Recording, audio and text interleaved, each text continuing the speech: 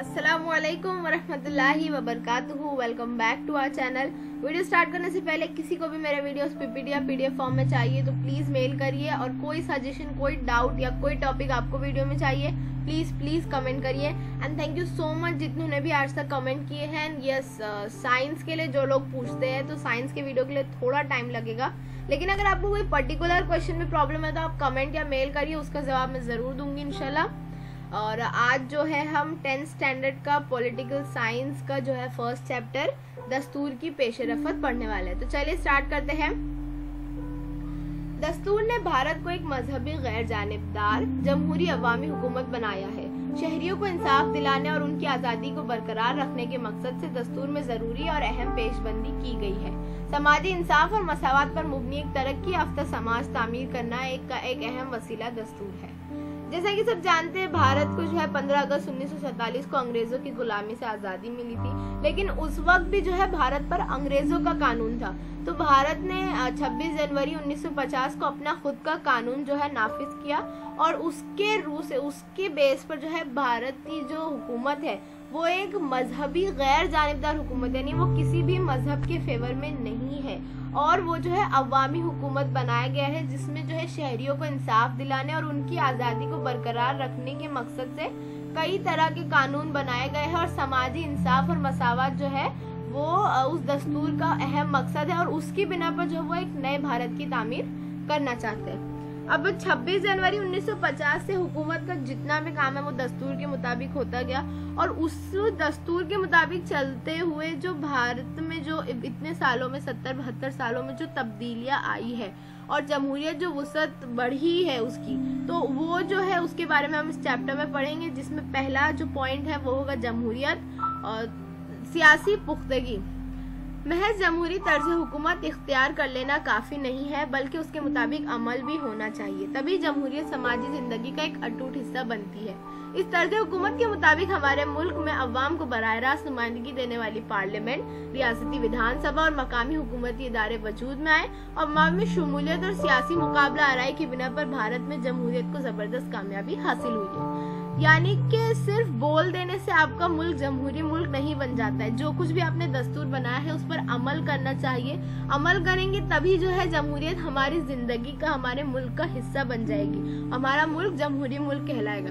तो इसके लिए जो अलग अलग सतह पर अलग अलग हुकूमती इदारे हैं मौजूद जो अवाम को जो है नुमाइंदगी में लाते हैं, और उसकी वजह से जो है सियासी मुकाबला आराई जो है भारत में बढ़ गई है, और वही जो है जमहूरियत की कामयाबी की एक अलामत है।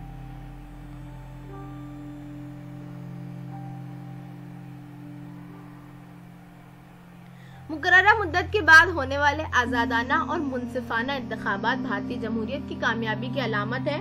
हमारा मुल्क आबादी और वुसअत दोनों एतबार से बहुत बड़ा है। इस वजह से मुख्तलिफ सतहों पर इलेक्शन करवाना किसी चैलेंज से कम नहीं है। बार बार होने वाले इंतखाबात की वजह से भारतीय राय दहिंदगान की सियासी बेदारी को पुख्ता करने में बड़ी मदद होती है। इलेक्शन के दौरान जिन अवामी पॉलिसियाँ और मसाइल का जिक्र होता है उनके बारे में राय दहिंदगान की अपनी एक राय बन जाती है। मसाइल के मुतबादिल हल के बारे में गौर फिक्र करने की वजह से राय दही के रुझान में इजाफा हुआ है। जैसा कि सब जानते हैं कि हर 5 साल के बाद जो है भारत में इलेक्शन होता है, और ये इलेक्शन जो होता है जो इतने बड़े पैमाने पर, वो भी पूरे इंसाफ के साथ इतना सिस्टमेटिक जो अरेंज किया जाता है, वो जो है भारतीय जमहूरियत की कामयाबी की अलामत है। क्योंकि हमारा मुल्क आबादी के लिहाज से भी बहुत बड़ा है और रकबे के लिहाज से भी बहुत बड़ा है, तो ये जो है इतने बड़े लेवल पर इलेक्शन करवाना किसी चैलेंज से कम नहीं होता है, और इसमें जो है भारत ने वो करके दिखाया है। इसी वजह से वो जो है जमहूरी लिहाज से कामयाब होता जा रहा है, और उसमें जो है इलेक्शन के दौरान जो मसाइल का जिक्र होता है उनके मुताबिक जो उसके हल निकालने की वजह से जो है राय दहिंदगी के रुझान में इजाफा होता गया। अब वोट देने का हक, भारत के दस्तूर ने बालिग राय दही के हक को तस्लीम किया है। उस वजह से राय दही का हक बुनियादी तौर पर वसी हो गया है। आज़ादी से कब्ल राय दही के हक को महदूद करने वाली तमाम तरमीमात और शिकों का खात्मा करके आज़ाद भारत के दस्तूर ने भारत के उन तमाम मर्द और औरतों को राय दही का हक दिया जिनकी उम्र 21 साल मुकम्मल हो चुकी है, और इसमें मजीद वुसअत पैदा करते हुए राय दहिंदगी की उम्र को 21 साल से घटाकर 18 साल कर दिया गया। अब भारत का जो दस्तूर है वो बालिग राय दही को तस्लीम करता है, और पहले जो है पुराने उसमें हर को वोट देने का हक हासिल नहीं था, लेकिन भारत ने उन तमाम शर्तों का खात्मा किया और भारत का दस्तूर नाफिज होने के बाद तमाम मर्द और औरतों को राय दही का हक दिया। 1987 तक जो है राय दहिंदगान की उम्र 21 साल मुकम्मल होनी चाहिए थी, लेकिन 1987 के बाद जो है इस 21 साल की उम्र को घटाकर 18 साल कर दिया गया, यानी हर 18 साल का शख्स जो है वोट दे सकता है भारत। जमहूरियत की वुसअत में इजाफा करने वाली मज़कूरा तब्दीली की वजह से भारतीय जमहूरियत को अब दुनिया की सबसे बड़ी जमहूरियत तस्लीम किया जाता है। राय दहिंदगान की इतनी बड़ी तादाद किसी और जमहूरी मुल्क में नहीं पाई जाती। ये तब्दीली सिर्फ तादाद के लिहाज से नहीं बल्कि म्यार के लिहाज से भी है। उन नौजवान राय दहिंदगान की हिमायत की वजह से कई सियासी पार्टियां इख्तियार की दौड़ में शामिल हुई है। भारत में सियासी मुसाबकत की नौयत में भी तब्दीली आई है।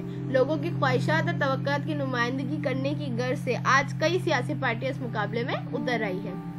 अब ये जो 21 साल से घटाकर 18 साल कर दी गई है उम्र, इस तब्दीली की वजह से जो है भारतीय जमहूरियत दुनिया की सबसे बड़ी जमहूरियत तस्लीम की गई है।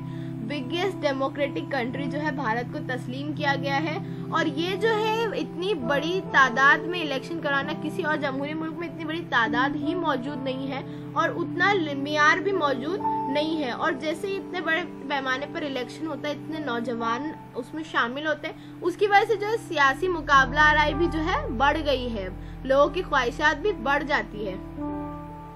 अब है जमहूरी लामरकजियत, डिसेंट्रलाइजेशन, जो पेपर के लिहाज से मोस्ट इम्पोर्टेंट टॉपिक है। हुकूमत की लामरकजियत जमहूरियत की बुनियाद है। लामरकजी होने की वजह से हुकूमत का गलत इस्तेमाल करने में रुकावट पैदा होती है, नेज़ अवाम को हुकूमत में शामिल होने का मौका मिलता है। जमहूरी लामरकजियत के सिलसिले में दस्तूर के रहनुमा उसूलों में वजाहत कर दी गई है।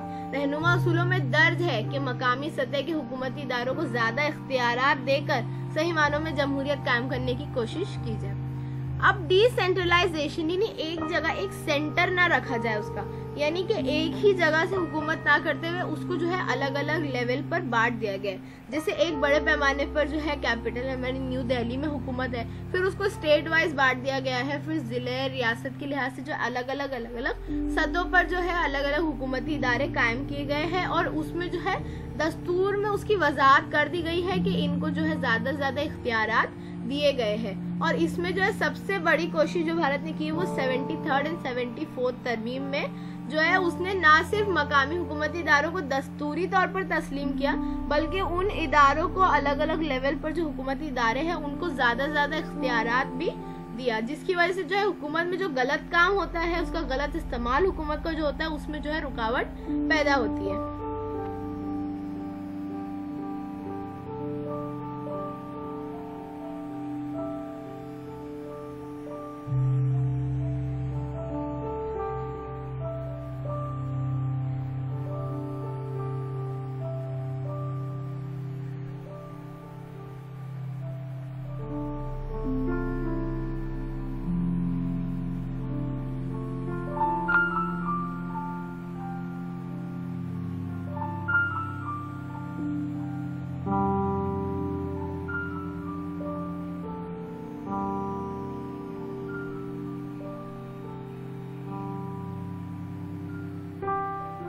अब है हक़े मालूमात यानी RTI, राइट टू इंफॉर्मेशन का हक। जमहूरियत में शहरियों को मुख्तलिफ तरीकों से बाइख्तियार बनाना चाहिए। शहरियों को शमूलियत का मौका देने के साथ हुकूमत के साथ उनके ताल्लुकात को भी बढ़ाना चाहिए। हुकूमत और शहरी के दरमियान फासला जितना कम होगा और ताल्लुकात जितने करीबी होंगे, उसी तनासुब से जमहूरी अमल मजबूत और मुस्तहकम होता जाता है। इनमें बाहमी एतमाद बढ़ाने के लिए हुकूमत जो कुछ करती है वो शहरियों की समझ में आना चाहिए। अब यहाँ पर जो है जमहूरियत, जब जमहूरी हुकूमत कायम की जाती है तो वो जो है वो अवाम के लिए कायम की जाती है। तो हुकूमत जो है वो अवाम को मुख्तलिफ मौकों से इंडिपेंडेंट बनाती है, उन्हें तरक्की के मौके फराहम करती है। अब हुकूमत और अवाम के दरमियान, शहरियों के दरमियान फासला जितना कम होगा, वो जितना एक दूसरे के करीब होंगे, उतनी जो है जमहूरी अमल जो है, जमहूरियत जो है मजबूत होगी। और वो करीब कैसे होंगे? तो हुकूमत जो कुछ करती है, अगर हम शहरियों को वो समझ में आएगा तो हम हुकूमत से नजदीक होते जाएंगे। शफाफियत और जिम्मेदारी का एहसास, ये जो है अच्छी हुकूमत की खुसूसियत है। और इन्हीं खुसूसियत को बढ़ाने के लिए भारतीय दस्तूर ने जो है हक़े मालूमात, भारत की हुकूमत ने हक़े मालूमात का जो हक दिए शहरियों को दिया है। इसमें क्या होता है कि आपको अगर किसी के मुतालिक कोई शक है या आपको किसी की इन्फॉर्मेशन निकलवानी, तो आप ऑनलाइन बाकायदा फॉर्म भर कर जो है वो उसका जो 2-3 दिन का प्रोसीजर होगा, उसके बाद जो है वो आपको पूरी की पूरी डिटेल्स मिल जाती। तो जैसे आपको पूरी डिटेल मिल जाती तो आपको हुकूमत के कामकाज समझ में आने लगते हैं, और उसकी वजह से हुकूमत में जो राजदारी है उसका आंसर जो है वो कम हो जाता है, राजदारी कम हो जाती है और हम हुकूमत को समझने लगते हैं और उनसे करीब हो जाते हैं, जिसकी वजह से जो है जमहूरियत मजबूत होती है। तो यही हक मालूमात यानी राइट टू इन्फॉर्मेशन का हक है जो 2005 से नाफिज किया गया है।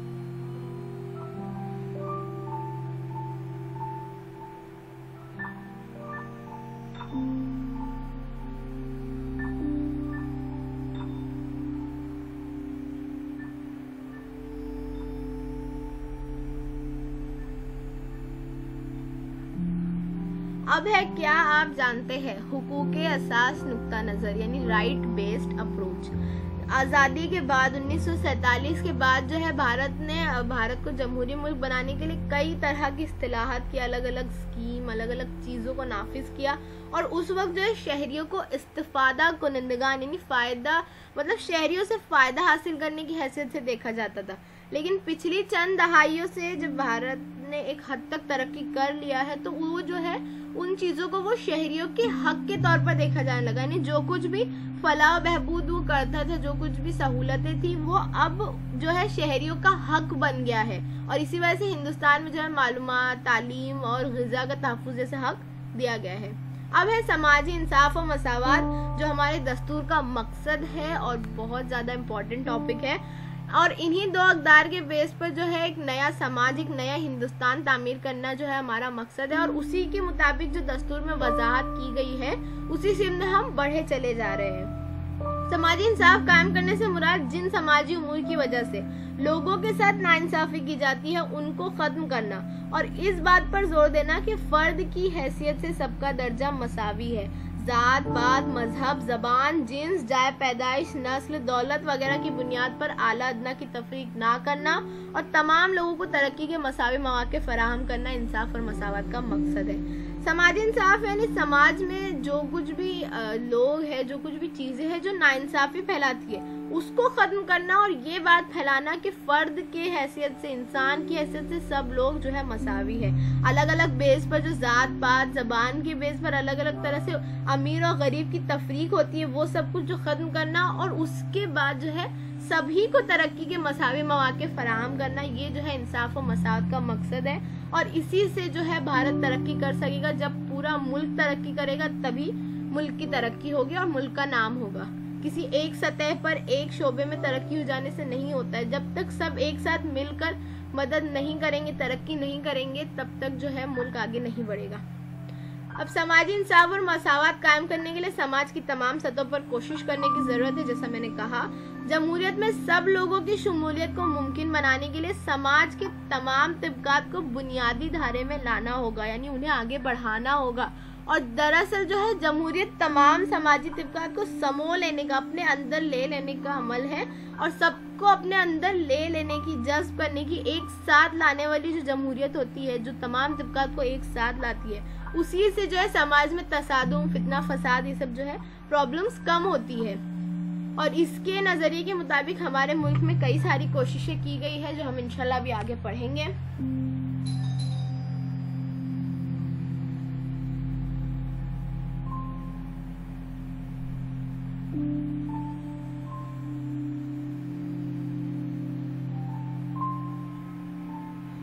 पहला है इसमें नशिस्तें महफूज करने की पॉलिसी यानी रिजर्वेशन।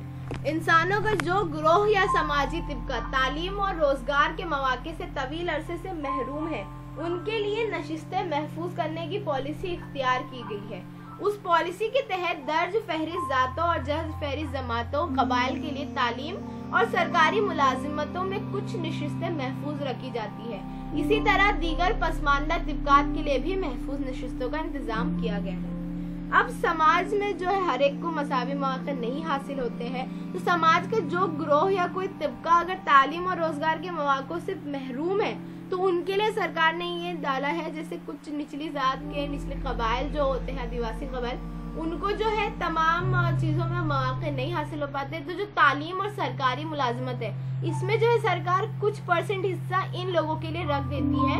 और जैसे अगर 100 सीट है, 100 नशिस्तें महफूज है, तो उसमें से 20% जो है इस तबके के लिए है, 20% इसके लिए। जो अलग अलग कोटा होता है एडमिशन में भी आप देखे होंगे, तो वो जो है नशिस्तें महफूज करने का कानून है।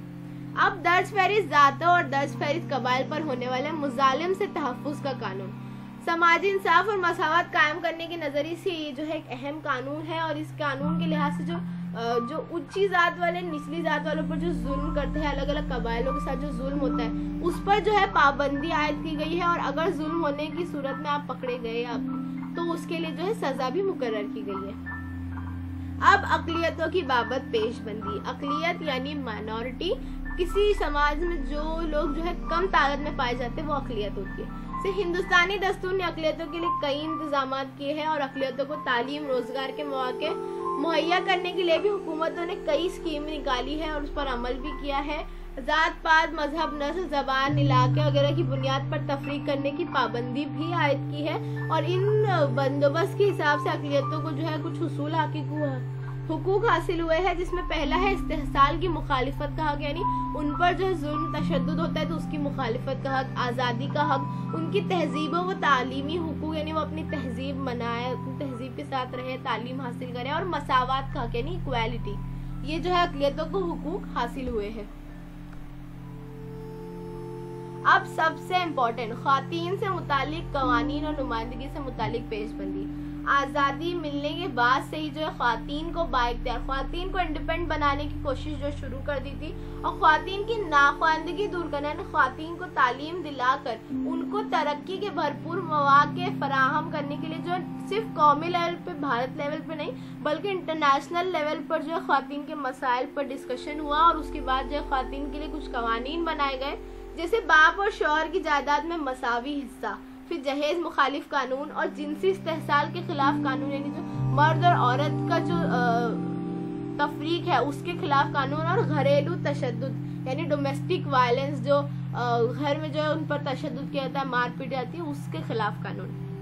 हमारे मुल्क में सियासत और सियासी इदारों में भी ख़वातीन की नुमाइंदगी शुरू से ही कम रही है। दुनिया के कई मुल्कों ने ख़वातीन की नुमाइंदगी बढ़ाने की कोशिश की और भारत ने भी इसी मुनासिबत से कोशिश की। और उसमें जो है 73वीं और 74वीं तरमीम में उसने जैसा कि इससे पहले हमने पढ़े, मकामी हुकूमती इदारों को इख्तियारात दिए, तो उसके साथ साथ मकामी हुकूमती इदारों में ख़वातीन के लिए भी 33% नशिस्तें महफूज कर दिए। अब महाराष्ट्र और आगे बढ़ के जो है बाकी रियासतों ने भी जो है इस फीसद को बढ़ाकर 50% कर दिया। फिर ख़वातीन के लिए कौमी ख़वातीन कमीशन कायम हुआ, रियासती ख़वातीन कमीशन भी कायम किया गया। और एक कानून जो ख़वातीन के लिए बनाया गया, घरेलू तशद्दुद से ख़वातीन को तहफ़्फ़ुज़ देने वाला कानून, ये जो है जमहूरियत को मजबूत बनाने की तरफ एक अहम कदम है, क्योंकि इससे जो है ख़वातीन की इज्जत, उसकी सेल्फ रिस्पेक्ट, उसकी अहमियत जो है जाहिर होती है। और ये जो है एक पुरानी प्रथा के खिलाफ जो भारत ने कानून बनाया, तो इसकी वजह से जो इसकी जमहूरियत ज़्यादा बामायनी हो गई है। और ख़वातीन के मुतालिक जितने भी कानून हैं इस चैप्टर में, ख़वातीन के मुतालिक जितने भी टॉपिक आए वो पेपर के लिहाज से काफ़ी इम्पोर्टेंट है। अब है अदलिया का किरदार यानी अदालत। जमहूरियत को मजबूत बनाने के अमल में और समाजी इंसाफ और मसावात के मकासद के हुसूल की सिमत में मुल्क को तरक्की देने के सिलसिले में भारत की अदालत का बहुत अहम किरदार है, क्योंकि जो कोई भी समाजी इंसाफ के खिलाफ, मसावात के खिलाफ कोई कदम उठाता है तो भारत की अदालत जो है उन्हें सजा सुनाती है, ताकि दूसरे लोग भी इबरत हासिल कर सके। अब भारत की अदालत ने दस्तूर का जो है बारीक बीनी से मुशाहिदा किया है और उसके सिलसिले में जो है कुछ कारनामे अंजाम दिए जो दर्ज नुकात से समझना आसान होगा, जिसमें पहला है दस्तूर का बुनियादी ढांचा। दस्तूर जो है जामिद नहीं होता, ये किसी जिंदा दस्तावेजात की तरह है और हालात के मुताबिक दस्तूर में तरमीम करनी पड़ती है। अब दस्तूर का बुनियादी ढांचा क्या है? दस्तूर के जो कुछ बेसिक एलिमेंट्स है, जैसे जस्टिस, लिबर्टी, इक्वालिटी, जो बोलेंगे आज़ादी, मसावात, इखवत, भाईचारगी, तो ये जब जो है दस्तूर जो कोई जामिद जमा हुआ चीज़ नहीं कि एक बार बना दिए खत्म, वो जो जिंदा दस्तावेजात है, जैसे जैसे हालात आएंगे उसके मुताबिक उसमें तब्दीली कर सकते हैं और ये इख्तियार जो है पार्लियामेंट को हासिल है। लेकिन जो है जब भी पार्लियामेंट कानून में तब्दीली करेगी, तरमीम करेगी, तो दस्तूर की बुनियादी साख्त, बेसिक स्ट्रक्चर को जो है वो नुकसान नहीं पहुंचाएगी, उसे वो तब्दील नहीं कर सकती है। अब दस्तूर में दर्ज बुनियादी हुकूक के जरिए शहरियों को जो तहफ़्फ़ुज़ हासिल हुआ है उसे मजीद बामानी बनाने के लिए अदालत ने कई फैसले सुनाए, जिनमें आदिवासियों को बासलाहियत बनाना और हुकूक अतफाल यानी बच्चों का हक, उनकी मुतवाज़न ग़िज़ा वगैरह, और इंसानी हुकूक की निगहदाश्त जो आप 9th स्टैंडर्ड में पढ़ चुके हैं, और ख़वातीन के वक़ार और इज़्ज़त नफ्स को कायम रखने की ज़रूरत। इन मौज़ूआत पर जो अदालत ने अपने फैसले सुनाए हैं। अब जो ये वेब है ये क्या आप जानते हैं या एक्स्ट्रा टॉपिक में ही है जो बीच में आते हैं और ये पेपर के लिहाज से इम्पोर्टेंट है। दस्तूर की साख्त में शामिल शके कि हुकूमत की अवामी और जमहूरी नौयत हो, वो अवाम के लिए हो, हुकूमत की वफाकी नौयत हो जो गैर मजहबी गैर जानिबदार हो, मुल्क का इक़्तिदार आला और मुल्क के इत्तेहाद और यकजहती का तहफ़्फ़ुज़ करे, और गैर मजहबी गैर जानिबदार और दस्तूर की बरतरी करने वाली हुकूमत हो।